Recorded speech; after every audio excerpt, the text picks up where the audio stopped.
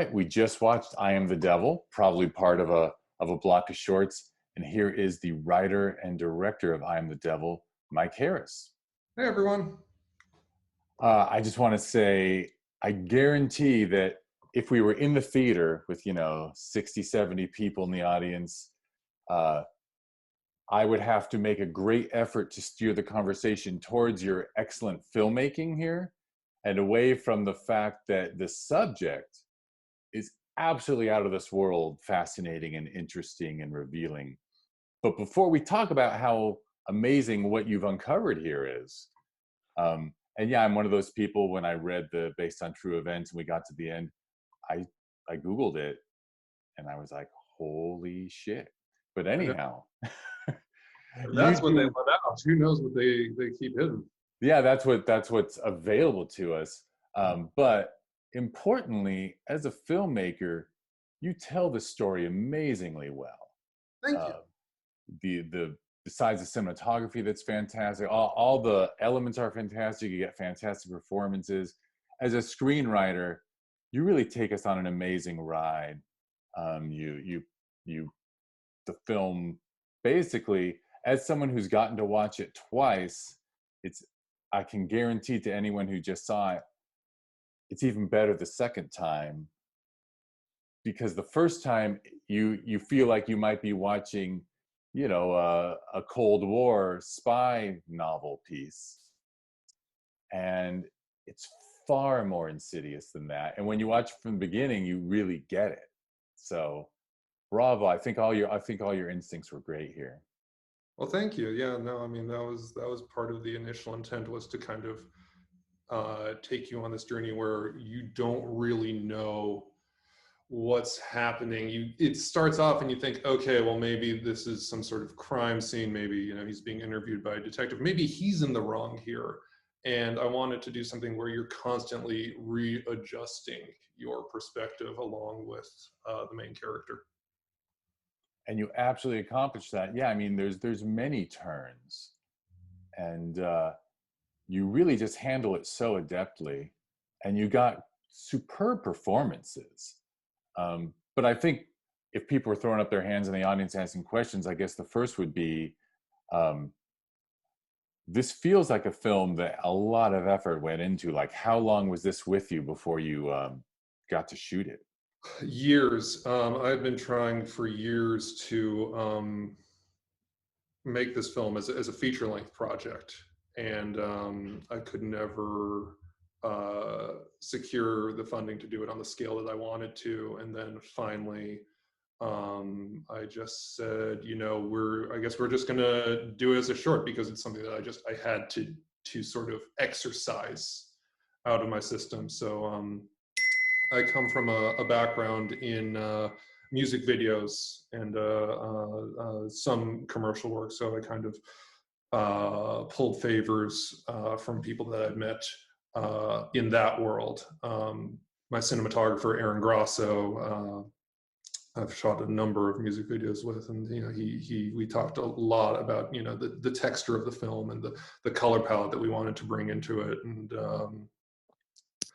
it was just a real labor of love, of just lots of friends and collaborators that have accrued over the years.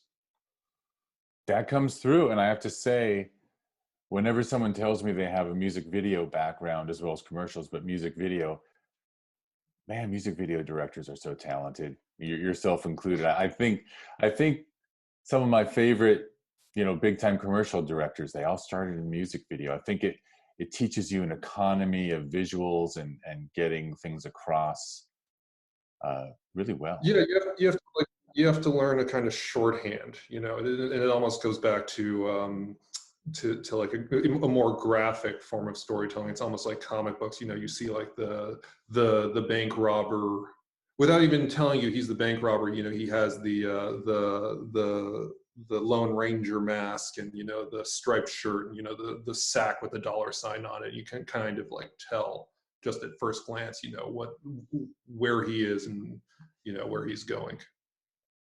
Yeah, and you make such great use of that. Like we said, you give all these cues that maybe early on it feels like an old crime novel, like a Raymond Chandler thing, and then it shifts into Cold War, Mhm. and all the time you're telling the story so efficiently. You're not, thank God you're talented and you didn't do the thing where the hooker says, and by the way, I am a hooker. You know what I mean? It's Yeah, no, totally. but so you pulled in all these favors, which is great. And you already answered the would this be a feature question, because I think it would be a fascinating feature. My God. But so was this a long shoot? Because it looks It was 2 days. 2 days. We shot all of the stuff in the brothel space one day, and then we did a half day at the bar where she picks him up. Fantastic. And then post a good experience with this one? Oh yeah, post was great.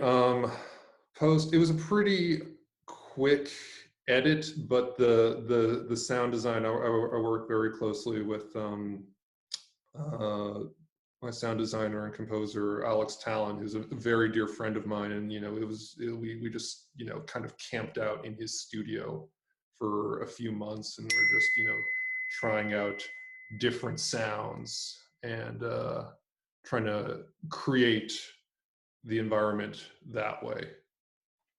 Uh, trying, I closed this You chat window. I don't. can't worry about it. I understand. This is and everyone watching understands this is the world. This is the Zoom pandemic world we've entered. Yeah. Um, but and I was going to say, yeah, your sound design is superb. It doesn't surprise me with the music video background that you appreciate the auditory senses. Well, thank you. I appreciate that, and I'm sure Alex, if he's watching this, does as well. Because I mean, a lot of the credit goes to him. All right. Well, now we've covered at least close to 10 minutes of the filmmaking. Now I can let you share the obvious question that like hands would be going up in the audience. How did you find out about what is it, Operation Midnight Climax? Yeah. Talk about a I nasty mean, name. I know. I mean, it's just so oily. I just love weird history, and I love conspiracy theories, and I love just the you know.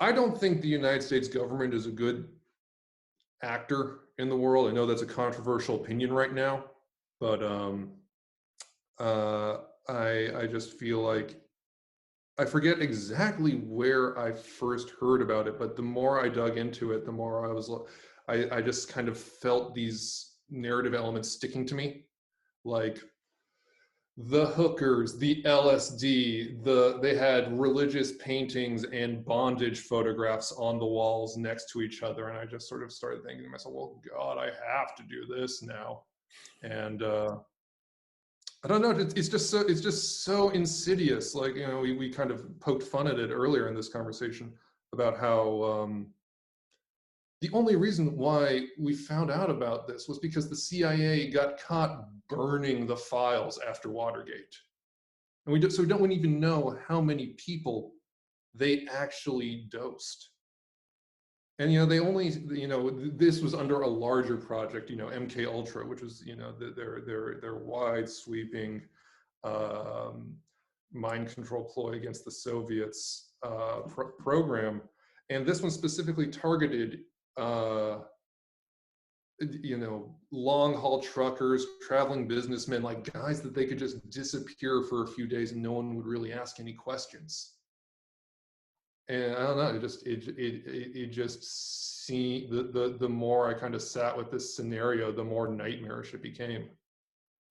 And the idea that our government, in their efforts during the Cold War, would not just run experiments, but take completely innocent, non-volunteering individuals and dose them with LSD and see how far they can push the mind. Absolutely. I mean, that's the thing is like, yeah, and it's interesting that the flower child movement of the 60s later took LSD, and it became you think about Timothy Leary and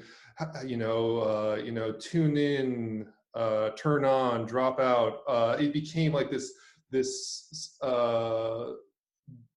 mechanism for free love and freedom.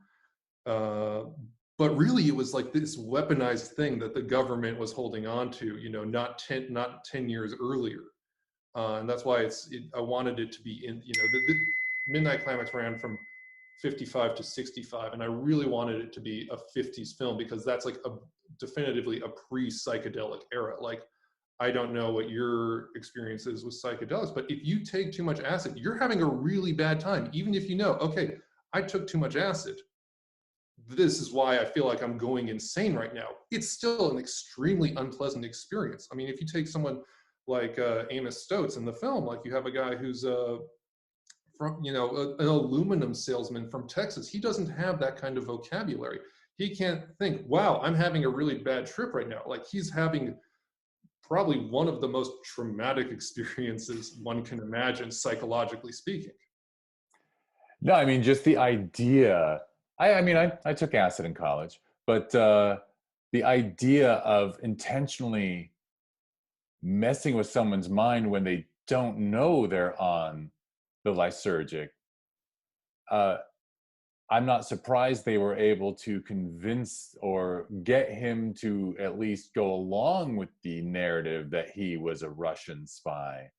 Yeah, like, oh But no, my you're this. God, how obvious too was it that the results proved that it was useless because you get anyone to say anything. Yeah, absolutely. You're like, oh yeah, you're this guy now. I was like, well, I guess I'm this guy now.